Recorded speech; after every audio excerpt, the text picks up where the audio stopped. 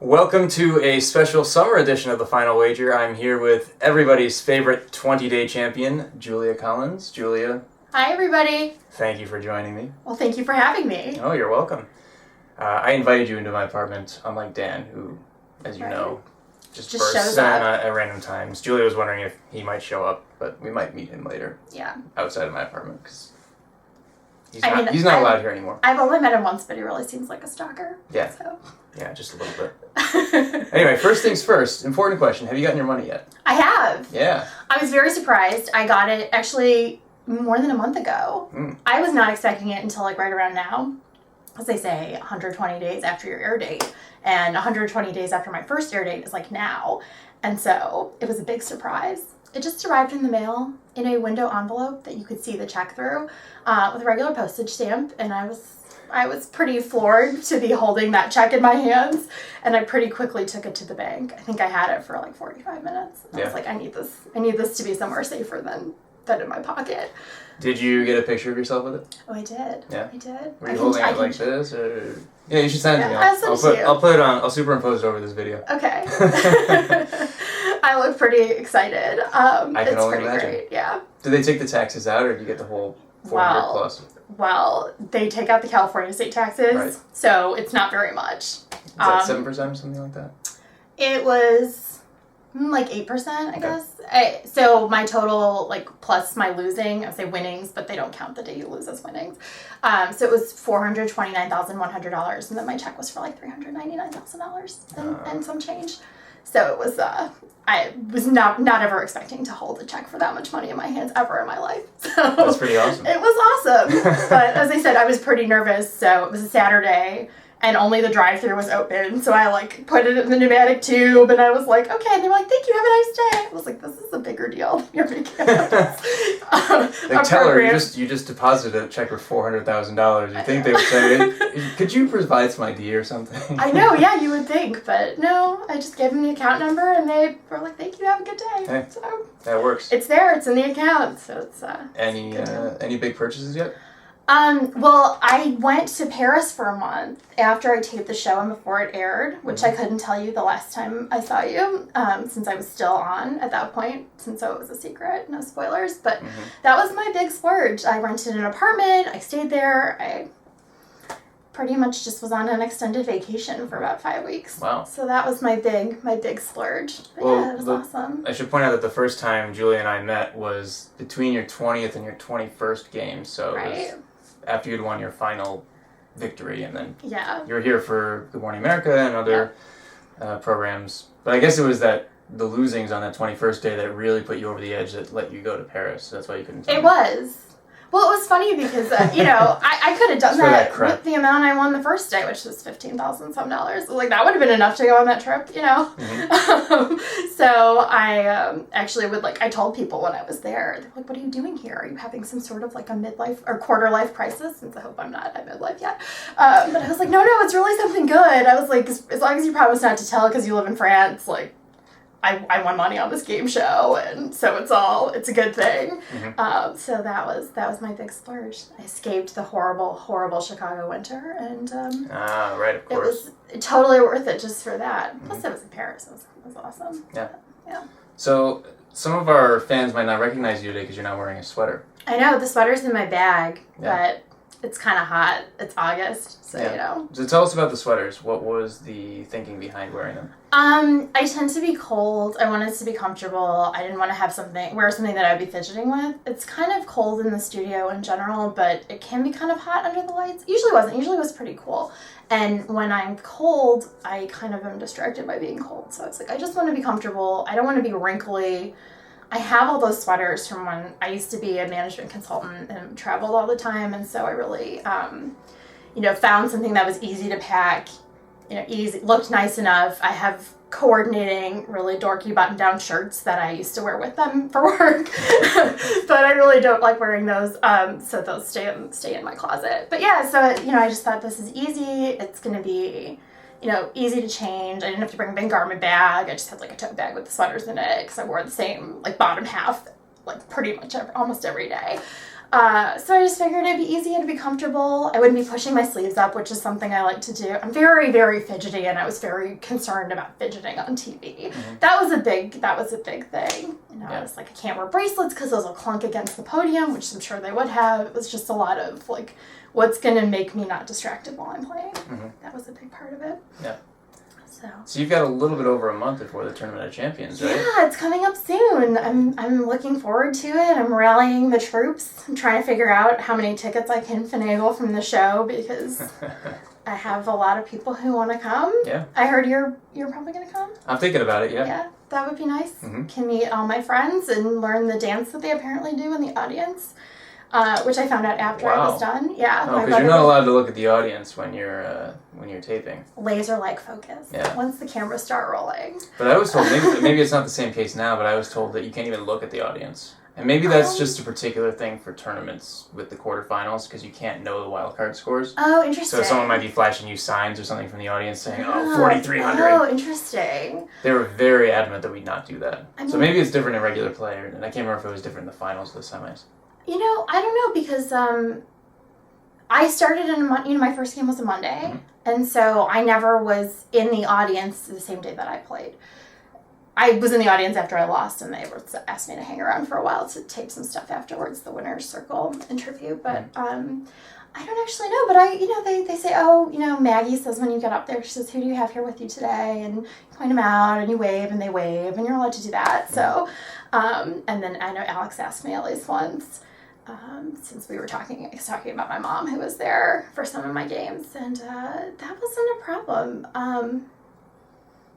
I don't know, but apparently my friends like to do a little like this kind of thing. Apparently, that's what my brother told me. So when do they do that? Is it after every clue you get right? Is it after No, they double? just do it during the intro music. Do they do it at home too? No, they No, don't. just in the stands. I don't know that my friends watch a lot of Jeopardy when I'm not on it. So, yeah, which is they have lives of their own, so that's totally fine. Some of them are luckier than some of us. Not cursed with the Jeopardy affliction. Yeah. But I'm enjoying the summer so far. Let me just tell you. Yeah. Well, I saw some of the 80s games that I didn't see because actually I was taping during 80s week, so. I think on Monday I was having dinner with a friend. On Tuesday I was a catatonic wreck. On Wednesday I was also a catatonic wreck because I'd done my 6th through 15th games on Tuesday and Wednesday. And then on Thursday I was flying, so I missed it. So I think I had only seen one of those games. And so it was fun to get to see those. I really loved watching the Battle of the Decades. I got a big kick out of that. Yeah. And the flashback episodes. I don't know if you saw those. I saw a few, yeah. They were a delight. Those prizes, I wish they still gave some of those. It's amazing. Second place prize, a new vacuum cleaner. It's like and a flight to perfume. Jamaica. It's incredible. Some of that stuff sounds just I wish that, I won a lot of money on the show, so I was like, I would have enjoyed those prizes in lieu of that last $1,000. Yeah, that would have been really pretty funny. Well, Bob Harris has a great video of all the consolation prizes that he got for being on the show. Uh-huh. And it's, I can't remember, kiwi wax for shoes and candy and things like that, but he just had bags out onto the table. That's so funny. Well, the one piece of Jeopardy swag that I really wanted, and I should ask when I go back, one of the guys who's in charge of the audience, there's a man, I don't remember his name, he was in the Merchant Marine, my mom told me, so she got friendly with just about everybody. He has a shirt that he wore a bunch of times that has I and then a question mark and then Jeopardy, like I Heart New York. And I actually have a collection of t-shirts like that for different things, and I would love to have that, but I don't know that they sell them. It must have been from another season. It looked pretty worn, so that would be awesome. Well, I heard that the Battle of the Decades, Stephanie Yass went wild in the Jeopardy gift shop and bought everything up. There's a gift shop? Yeah. Where? Hidden in the Wheel of Fortune area, I guess. I don't even know where that is. I don't know either, but she found it because she wanted some Jeopardy stuff. She got the last stuff. I'll have to ask her. Yeah. Get in touch with her about that. The crazy thing is when you're a contestant, I didn't see the whole wall of fame that they have in the hallway, and I didn't ever take a picture with the Alex Trebek standee. I just was doing my thing. And at the end of the day, they're like, all right, goodbye. Right, they kick you out. You're out. They're like, take your stuff and go. They all want to go home. Yeah. Even at the wrap since parties. It's 4:00, they're like, we're done now. Yeah. And so you're leaving, and you're like, I mean, I was kind of shell-shocked, because, you know, I'd play all day, and then they'd be like, all right, bye, and I'd be like, I just won $100,000, or more, or, you know, it was just a lot to process. Yeah. And my friends would leave as soon as taping ended, as soon as they said they were clear, and you have to stay inside some forms, and so they'd be gone. I'd just be alone, like, leaving. So I'd be, you know, walking back to my car, and it was kind of weird. Yeah, I feel like did this just happen? It was kind of unreal. Yeah, I got to see Ken Jennings, I think games 64 through 68. And at the end of the day, I waited for him outside the Jeopardy studio, and Maggie came out with him. Oh, We talked for a brief second, but then she threw him into a golf cart and drove him off to their car. Oh, interesting. Did that happen to you? No, they just said bye. Oh, you had to walk back to the parking garage? Well, it's pretty close. Yeah, you just kind of walk right around the corner. I guess you have to win 25 games to get that treatment. I guess so. I'll never know. Yeah. I don't think anyone will ever know. I mean, you know, I have long had a lot of respect for Ken Jennings' stamina, gameplay, everything. But having played those back-to-back games and then going back again a couple days later, I have renewed respect because it's pretty exhausting. I mean, I didn't have a job, and so I went home. You know, I played Tuesday and Wednesday, and then I flew home Thursday, and then I flew back Monday. And over that weekend, I didn't do anything. I was just... I think I, like, laid on my couch. I maybe ordered pizza. I was like, that's about all that happened. I was like, I'm tired. I'm like, I don't know what to do with myself. You know, it's kind of overwhelming in the most wonderful way, but, you know, for him to do that over and over again, I know he had the season break and everything, but still, it's a lot to do that, to go back and forth, and it takes, I mean, it's nothing to complain about since you're winning money on a game show. So, I mean, just to be real about that, but it's exhausting. It's a lot. Yeah, I think you see a lot of players who do very well in their first game, and people start talking, maybe it's a super champ in the making, and they just flame out in the second game. Yeah. A lot of the time, I think that's just because of exhaustion. I think so. You're in a state of, my mother always says, a state of cat-like readiness, which I think she got from Marge Simpson. Probably. Yeah, so that's, you know, it's, you are kind of, it's, you know, hyper-focused. You're standing there. I mean, it's not like manual labor where you're standing up all the time, but you get tired at the end of the day. Even my friends would say, you know, you looked really tired in Thursday and Friday games. So I'd be like, you know, I was tired. I spent a lot of time leaning on the podium during the commercials and stuff like that. Were you careful about what you ate? You know, I had heard, you know, since I was saying earlier that we my family all watched Jerry Slowick's games, because I started watching the show very regularly after I found out I was going to be on, which was not long before Christmas, which was around the time that he was on. And he's from kind of the same general area that I'm from, or from the Chicago suburbs. And so the local papers had a lot of stuff about him. And I remember reading, he said that he ate a big lunch. And I thought, well, I can't do that.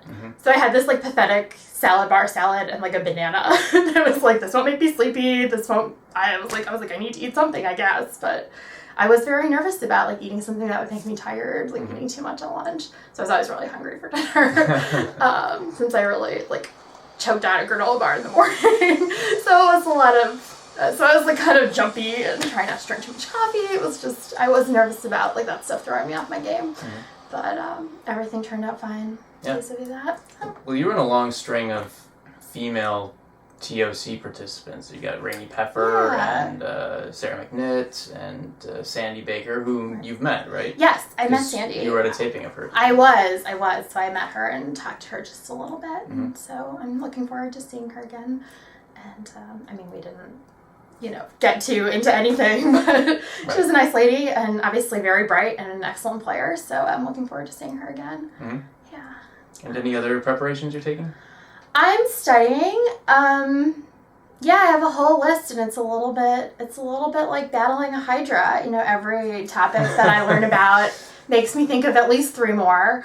So, you know, it's a running list that is long. It's really long, and there's some stuff that I just like, don't want to learn it. I'm like, I don't care about it. You know, I think that people want on to. I am not into football And people somehow extrapolate that into me not knowing about sports or being interested in sports, which is really untrue. It's just football that I don't care about. I enjoy watching games, but I don't like care about stats and whatever. But well, if you and Arthur get into a game together, then it'll be really boring to watch with the sports category, the football crickets category. Will chirp. Oh my gosh! Not to digress. Oh, typical Jeopardy. Not Nobody to knows sports digress. Questions. But and I knew basketball questions. I knew a few baseball questions. I got that one about the Cubs, so that was awesome. That would have been a real moment of shame for me since I'm a lifelong Cubs fan. But that I know a little bit about hockey. I know stuff. I'm a person like in the world. I'm not like sitting in a study carrel all the time or something. But when nobody knows the answer and when there's like a whole category that nobody's strong in, it is. You feel, I don't know if other people feel this way. I felt like I was failing the show as a contestant by not, like, nobody knowing the answers. And I just felt really awkward. And once or twice I rang in on stuff I didn't really know. And then, that was something I tried not to do in general. Right, but those are the things that go viral because, oh, look at this Jeopardy contestant thought that Wayne Gretzky was a football player. I've had two things go, like, on talk shows or something that were triple stumpers, and one was about Herman Cain, the political candidate, and I kept thinking, what's the name of his pizza place in the South? Grand Godfathers, which I've never been to because I never lived in an area that had it. But I was like, I could picture his face, and I was like, oh, the pizza guy. Couldn't think of his name. I think they might have accepted that actually. Yeah. The Godfather's pizza guy. I know sometimes I wanted to write, like say something more descriptive, but I thought that's not something that they roll with on the show.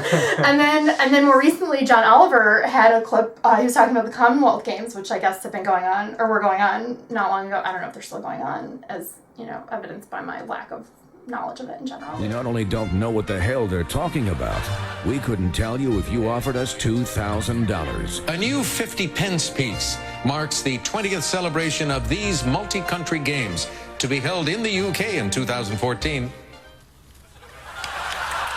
That would be the Commonwealth Games. And it was a triple stumper, and so I look particularly slack-jawed in that clip. I'm like, and it was super awkward. All right, all you need to know is British royalty, not about the rest of the Commonwealth. Oh my gosh, that is something there were a couple. There was one that was about, see, this is the thing, Edward VII, Edward VIII. I know the first name, I don't always know the number, especially like with Edwards. It's the Edwards that are the problem. And then the later Georges. The earlier Georges, I'm all over that. I know about George III. But some of the numbers, it gets a little confusing because there's 7, there's 8. I don't know. Yeah.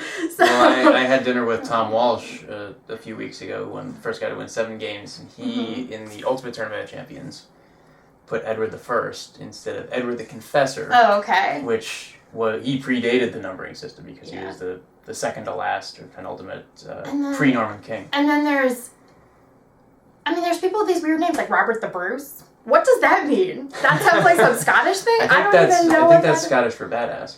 I guess so. I hope so. I guess so. So it's, there's different stuff. I would really, and I know I can't do this, love to meet some of the writers. I have some questions. Who likes Footloose? Somebody likes Footloose as much as I like Footloose. There was one game, and it was something about movies, and I think it was during one of Arthur Chu's games, and it was like all these movies that I really love. Footloose was one. It was like songs from movies, and you had to say the movie from the song titles. Songs from Footloose. It was like, let's hear it for the boy, and almost I love Footloose. Okay, so you guys are learning something about me and my super, super dorky interests. It is one of my favorite movies, and I cannot get enough of it. So I had the soundtrack on cassette, and maybe also have it in a different format now.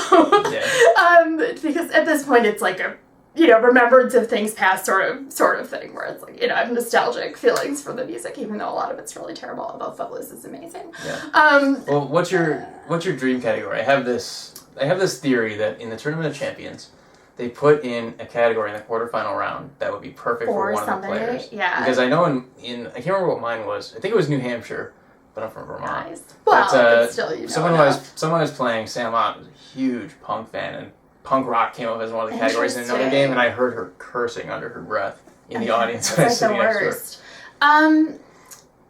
You know, well, and then that same one that had the Footloose song had something from The Music Man, which is my favorite musical. I love musicals. And actually, there was a Cole Porter category, which I did embarrassingly poorly in when I was playing. And then the day after I lost, they had a Rodgers and Hammerstein category, and there was a daily double about Carousel. And for the rest of the day, I had the Carousel overture stuck in my head. And I love Rodgers and Hammerstein. There was, I was watching one of the Battle of the Decades games, and the final Jeopardy question was about Stephen Sondheim, and I thought, or clue, not question, and I knew it right away. I love musicals. I love them, even though I'm tone deaf and can't dance or act. I love musicals. Well, I can't cook, but I like good food. There you go.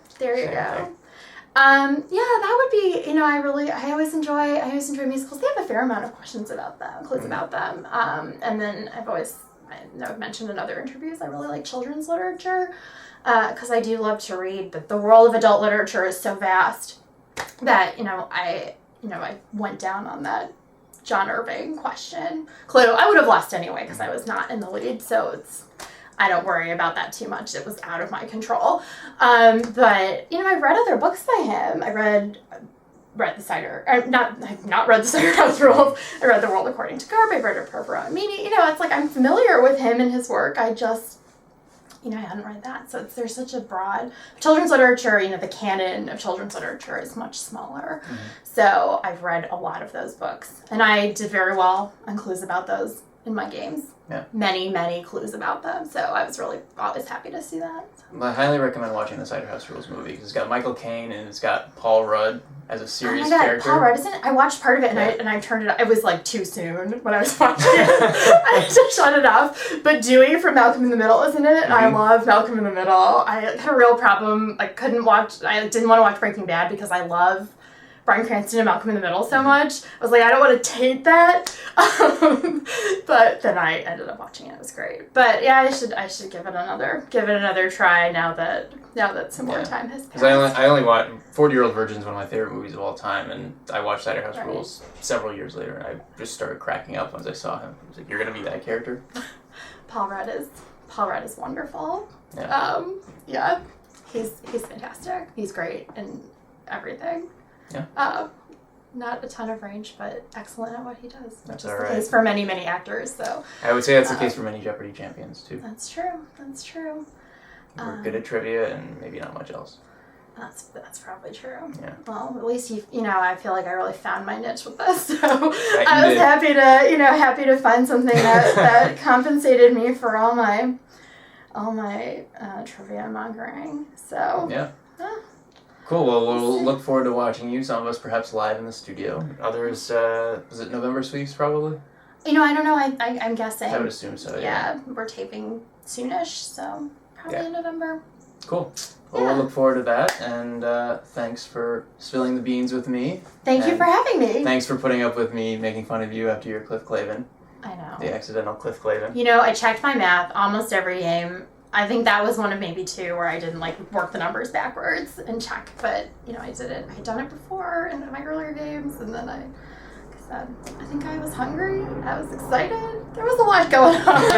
So. If you haven't been under the lights, you don't know what it's like up there. So it's so true. It's tough to criticize. It's true. Yeah. Well, I know the first time I rang in and got called on, I didn't really realize that. I couldn't believe that it was real. So it's a very different experience than watching at home. Yeah. So. Well, thanks a lot, and Thank you. We'll see you in November, I suppose. I guess so. And we'll see you sometime when the summer's over, I guess, on the final wager.